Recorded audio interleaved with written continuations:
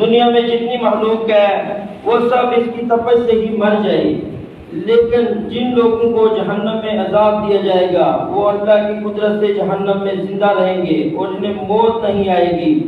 یہ باتیں معلوم ہیں، اس کے باوجود ہم گناہ کیے جا رہے ہیں۔ اللہم اجرنا من النار، اے اللہ ہمیں جہنم کی آگ سے بچا۔ قیامت کے دن زمین تانبے کی ہونے کے باوجود اللہ پاک کی قدرت سے لوگ اس پر کھڑے رہیں گے اور زندہ بھی رہیں گے، جسموں سے پسینہ بہہ رہا ہوگا، کسی کا پسینہ ٹہنوں تک، کسی کا گھٹنوں تک، کسی کا کمر تک، اور کوئی تو پورا ہی پسینے میں ڈوبا ہوا ہوگا۔ شدت کی گرمی ہوگی اور سورج 1 میل کے فاصلے پر ہوگا۔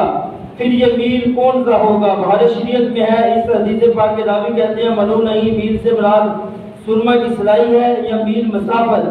اگر 1.25 میل ہو تب بھی برداشت نہیں ہوگا، کیونکہ اس وقت جب سورج کی پیٹھ ہماری طرف ہے تو ایسی گرمی ہے کہ ہماری چیخیں نکل جاتی ہیں، بلکہ بعض اوقات تو لاشیں بھی گر جاتی ہیں۔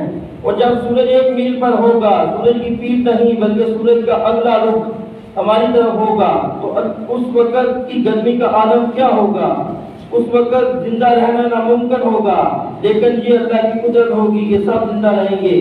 اس دن بعض خوش نصیب ایسے بھی ہوں گے جنہیں سورج کی گرمی سے کچھ تکلیف نہیں ہوگی۔ اعلیٰ حضرت محمد رضا خان رسول اللہ علیہ وسلم فرماتے ہیں، یا الہی گرمی محشر سے جب لڑکے بدن، دامن محبوب کی ٹھنڈی ہوا کا ساتھ ہو۔ اس آج برساتی گرمی میں جس خوش نصیب کو دامن محبوب صلی اللہ علیہ وسلم کی ٹھنڈی ہوا کا سہارا مل جائے گا تو سورج کی کیا مجال کہ اسے آنکھ اٹھا کر بھی دیکھ دے۔ یہ کرم جن پر ہوگا انہیں گرمی کا پتہ نہیں چلے گا۔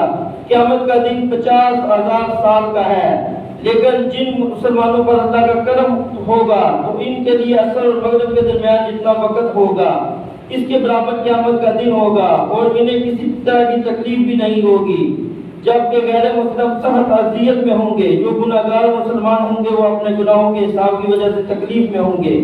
ہم سب کو اللہ کے کرم سے امید رکھنی چاہیے اور اپنی نیکیوں پر پھولنا نہیں چاہیے۔ قیامت کے دن جس پر اللہ کی رحمت ہوگی وہی بچے گا۔ ترجمہ کنز الایمان۔ اور آج الگ بچ جاؤ اے مجرموں۔ حضرت سید آدم علیہ السلام کو جو حکم ہوگا وہ اپنی اولاد میں سے جنتی اور جہنمی کو الگ کرو، تو 1000 میں سے 999 مجرموں کی صف میں ہو جائیں گے، جبکہ صرف ایک آدمی جنتیوں کی صف میں جائے گا۔ کیسا وقت ہوگا؟ اس وقت ہمارا کیا بنے گا؟ ہم اپنی کفیات اور اپنے کردار کو بخوبی جانتے ہیں کہ ہم کتنے پانی میں ہیں، ہم کتنی گڑبڑ کرتے ہیں، نمازیں صحیح نہیں پڑھتے، قرآن کریم صحیح پڑھنا نہیں آتا۔